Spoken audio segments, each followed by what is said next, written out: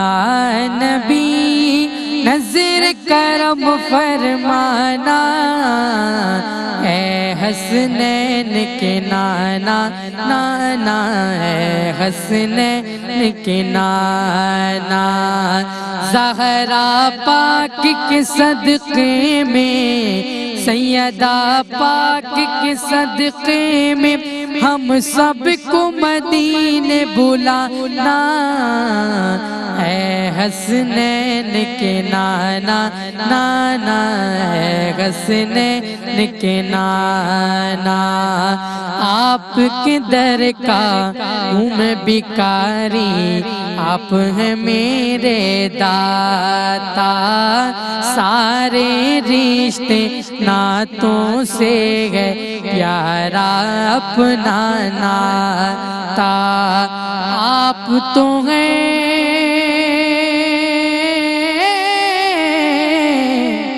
آپ تو ہیں آتا ہے جن کو، آپ تو ہیں آتا ہے جن کو سب کی لاج نبھانا، اے حسنین کے نانا، نانا اے حسنین کے نانا۔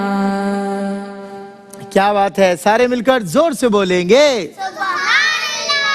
ماشاءاللہ۔ سید احسان اللہ حسینی بہت خوبصورت پڑھتے ہیں اور انہوں نے بہت اچھا کلام ہمیں سنایا، جس میں التجا ہے حسنین کے نانا کی بارگاہ میں کہ زہرا پاک کے صدقے میں ہم سب کو مدینے بلانا، اے حسنین کے نانا۔ اللہ آپ سب کو مدینہ دکھائے۔ پیارے پیارے بچوں، السلام علیکم ورحمۃ اللہ وبرکاتہ۔ وعلیکم السلام ورحمۃ اللہ وبرکاتہ۔ کیسے ہیں آپ سب؟ جی الحمدللہ ٹھیک ہے، آپ کیسے؟ میں بھی ٹھیک ہوں بیٹا، اللہ آپ کو خوش رکھے۔ حضرت عمر فاروق رضی اللہ تعالیٰ عنہ کے حوالے سے ایک اور نشست میں آپ سب کو میں ویلکم کرتا ہوں، اور ہمیں پتہ ہے کہ ہم اپنے رول ماڈل ہم نے کیا سیٹ کرنے ہیں۔ ہم پروگرام میں آپ کو پیرالل بتاتا رہا ہوں کہ ہمیں اپنے رول ماڈلز، اپنے ہیروز جو سلیکٹ کرنے ہیں وہ کن لوگوں میں سے کرنا ہے۔ اللہ کے نبی کے جو صحابہ ہیں ان میں سلیکٹ کرنے ہیں، اللہ کے نبی کی جو اہل بیت اطہار ہیں ان میں سلیکٹ کرنے، اور اہل بیت اطہار اللہ اکبر، ان کی تو کیا بات ہے، وہ تو خون رسول ہیں، تو خون رسول ہیں، تو اس لیے ان کا احترام، ان کی عزت، ان کی تکریم ہمیں کرنی ہے۔ ہمیشہ ان کا جب ذکر کرنا ہے بہت رسپیکٹ کے ساتھ کرنا ہے۔ مثال کے طور پہ حضرت عمر فاروق رضی اللہ تعالیٰ عنہ، کیونکہ اللہ نے ان کو عزت عطا فرمائی، اللہ نے ان کو عزت عطا فرمائی، اور آپ جانتے ہیں کہ وہ کہاں پر آرام فرما ہے، ان کی قبر مبارک کہاں ہے پتہ ہے آپ کو؟ میں آپ کو بتاتا ہوں ان کی، جی آپ کو معلوم ہے؟ لیجئے مائک بتائیے۔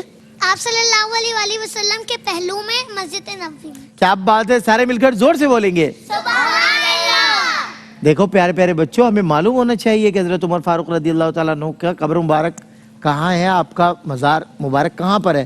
ماشاءاللہ ہمارے پیارے بیٹے نے بتایا۔ تو حضرت عمر فاروق رضی اللہ تعالیٰ عنہ کو اللہ نے کیا مقام اور مرتبہ اور عزت عطا فرمائی کہ آپ حضرت صلی اللہ علیہ وسلم کے پہلو میں برابر میں آرام فرمائے۔ اللہ اکبر۔ ہم تو کہتے ہیں کائنات میں جتنے مسلمان آرام فرما ہیں سب پر ہمارے پیارے آقا صلی اللہ علیہ وسلم کی قبر کا سایہ ہے، سب پر ہمارے پیارے آقا کی قبر کا سب اہل قبور پر ہے۔ تو ان کے بارے میں سوچئے جو آپ کے پہلو میں، جنہیں پہلو رسول عطا ہوا، جو آپ کے پہلو میں آرام فرما ہے۔ اللہ اکبر۔ حضرت عمر فاروق رضی اللہ تعالیٰ عنہ کا ایک واقعہ بچوں میں آپ سے شیئر کرتا ہوں، اور وہ واقعہ کیا ہے کہ ایک شخص ایک مرتبہ روتا ہوا آپ کے پاس آیا، اور اس نے روتے ہوئے، بتائیے، مائک دیجئے، مائک دیجئے ان کو، مائک دیجئے، دیجئے بیٹا مائک دیجئے، بتائیے اس نے روتے ہوئے حضرت عمر فاروق سے کیا ریکویسٹ کی؟ وہ ایک دفعہ نا جیسے مطلب ریسنگ ہوئی تھی گورنر کے بیٹے کی اور اس کی غریب کا بیٹا تھا، وہ ٹھیک ہے، تو وہ روتا ہوا آیا، وہ نا وہ جیت گیا تھا، وہ ریس بالکل صحیح، جیت گیا تھا، اور گورنر کا بیٹا ہار گیا تھا وہ ریس۔ تو گورنر کے بیٹے نے نا اس کو ٹوڑے ہوتے ہیں نا، پتھر جیسے ٹوڑے ہوتے ہیں، وہ اس کو اٹھا کے مارے، اور پھر وہ روتا ہوا آیا حضرت عمر رضی اللہ عنہ کے پاس، اور اس نے کہا کہ نا اس نے مجھے مارا ہے۔ تو پھر حضرت عمر نے بلایا گورنر اور اس کے بیٹے کو۔ حضرت عمر فاروق نے بلایا گورنر کو اور اس کے بیٹے کو۔ اچھا، گورنر کے بیٹے سے بالکل صحیح بتایا گڑیا نے کہ گورنر کے بیٹے سے لگی تھی غریب کے بیٹے کی ریس، اور ان کی جب یہ دوڑ لگی اور اس کا مقابلہ ہوا تو اس دوڑ کے مقابلے میں غریب کا بچہ جیت گیا، تو گورنر کے بیٹے نے اسے कोड़ों से मारना शुरू कर दिया और कहा कि मैं मुअज़्ज़िज़ आदमी का बेटा हूं, यानी मैं एक बड़े आदमी का बेटा हूं, मेरे बाबा बहुत अमीर हैं और बहुत बड़े हुक्मरान हैं, गवर्नर हैं, और तुम एक गरीब के बच्चे हो, यानी मेरे फादर की रिस्पेक्ट ज्यादा है। उसने मिसबिहेव किया और क्या किया? हसद किया, मिसबिहेव किया, बुरे अखलाक का मुजाहरा किया, बुरा सलूक किया, उसको मारा और उसको जख्मी कर दिया। वो शख्स रोता हुआ आया और उसने आके हजरत उमर फारूक रज़ियल्लाहु ताला अन्हु की बारगाह में फरियाद की, या अमीर अल मोमिनीन, मेरी गवर्नर के बेटे से रेस हुई थी, मैं एक गरीब का बेटा ज़रूर हूँ, मगर मैं अपने हुनर में और अपने फ़न में और अपने टैलेंट में मैदान मार चुका था, जीत चुका था, फर्स्ट प्राइज़ मेरा आ चुका था, मगर उस गवर्नर के बेटे ने मुझे कोड़ों से मारा कि तू मुझसे कैसे जीता, यानी कि तुझे मुझसे हारना चाहिए था। लेकिन कभी भी बच्चों, किसी बड़े छोटे के बच्चों की बुनियाद पे मुकाबला नहीं होता, मुकाबला होता है आपके टैलेंट की बुनियाद पे। मुकाबला किस बुनियाद पे होता है? हमारे यहाँ क्या होता है बेटा, जिससे हमारे ताल्लुकात अच्छे होते हैं, चाहे उसमें टैलेंट हो या ना हो, उसे लाकर खड़ा कर दिया जाता है, उसे लाकर पर्ची लगाई जाती है, सिफारिश लगाई जाती है, और ऐसे लोगों को लाके मुसल्लत कर दिया जाता है जिन्हें काम नहीं आता। ऐसे लोगों को लाकर मुसल्लत किया जाता है जिन्हें काम नहीं आता, और वो उन लोगों से काम सीखते हैं कि जिन्हें काम आता है, और उसी काम को फिर आगे बढ़ाते हैं। लेकिन कुछ लोग ऐसे होते हैं जो सीखते भी नहीं है, उन्हें काम भी नहीं आता, वो जीत भी नहीं सकते। लेकिन जो जीत रहा होता है, जिसे काम आता है, जिसके पास टैलेंट होता है, वो उससे ज्यादा हकदार इसलिए साबित हो जाते हैं क्योंकि जो अथॉरिटीज होती हैं, राइट, जो मेन अथॉरिटीज होती हैं, वो अपनी दोस्ती और ताल्लुकात की बुनियाद पे लाके उसको थोप देते हैं, बिठा देते हैं। तो दिस इज एब्सोल्युटली रॉन्ग, और इस्लाम इसकी कहीं कोई इजाजत नहीं देता। इस्लाम इसकी कोई इजाजत नहीं देता, बल्कि इस्लाम मेरिट पर फैसला करता है कि अगर आप मेरिट पर, अगर आपके फादर बहुत पैसे वाले और एक बच्चा जो बहुत गरीब है लेकिन स्कूल में पढ़ने में वो आपसे अच्छा है, तो इट्स मीन फर्स्ट प्राइज उसी को मिलेगा, फर्स्ट पोजीशन होल्डर वही होगा, आप नहीं होंगे। पैसे से पोजीशन नहीं खरीदी जा सकती, मगर आज भी इसके एग्जाम्पल्स मिलते हैं कि लोग पैसे से पोजीशन खरीद लेते हैं, रेफरेंस से पोजीशन खरीद लेते हैं, इनमें कोई टैलेंट नहीं होता। ऐसा होता है बेटा, होता है, लेकिन दिस इज टैलेंट नहीं होता, दिस इज अनफेयर। ऐसा अगर होता है तो जी माइक दीजिए उनको, फिर आगे बढ़ नहीं पाएंगे, आगे बड़ी चीजें आएंगी तो ये फिर उसको संभाल नहीं पाएंगे, आगे बड़े चैलेंजेस जी जिंदगी में कभी कामयाब नहीं हो सकते। तो प्रैक्टिकल लाइफ में जब बड़े बड़े चैलेंजेस आएंगे तो वो उसको फेस नहीं कर सकते क्योंकि उन्होंने पढ़ा ही नहीं था, वो तो पर्ची पर आए थे, उनमें टैलेंट तो था नहीं, और वो माशरे में, सोसाइटी में, कहीं और किसी इंडस्ट्री में अपनी जगह नहीं बना सकते क्योंकि उनके पास टैलेंट नहीं है। और जिनके पास टैलेंट होता है वो कहीं ना कहीं अपने टैलेंट की बुनियाद पर जिंदा रहते हैं, और अगर उन्हें दबा दिया जाए, उन्हें खत्म करने की कोशिश भी की जाए, तो वो अपने टैलेंट को हारने नहीं देते, अल्लाह की बारगाह में मायूस नहीं होते, और अपने टैलेंट के साथ दोबारा वापस आते हैं। और क्या कहते हैं? Always come back is stronger than before, यानी पहले से भी ज्यादा ताकतवर होती है वापसी टैलेंट की। जी आप क्या फरमा रहे हैं? अगर कोई इंसान दूसरे इंसान को मारना चाहे और अल्लाह का हुक्म ना हो, तो चाहे वो मारने की कोशिश भी करता रहे, लेकिन वो इंसान नहीं मर सकता।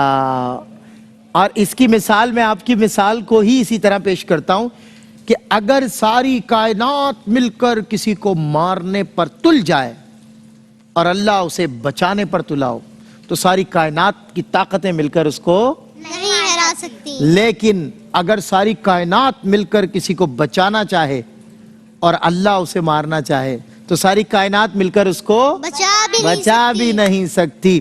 तो प्यारे प्यारे बच्चों, अब बात थी उस गरीब बच्चे की जो मेरिट पर था जी। और दूसरा अमीर था मगर वो दौड़ नहीं सका, जी। तो उसने उसको मारा। हजरत उमर फारूक ने, जिस तरह की गुड़िया ने हमारी बताया, कि उनको कहा गवर्नर को कि अपने बेटे के साथ तलब किया, बुलाया कि आप आए, वो आ गए। जब वो आए तो हजरत उमर फारूक ने, बेटा पीछे पीछे आया गवर्नर का, हजरत उमर फारूक ने कहा कहाँ है वो शख्स जो फरियाद लेकर आया था, रिक्वेस्ट लेकर आया था, अपना केस लेकर आया था।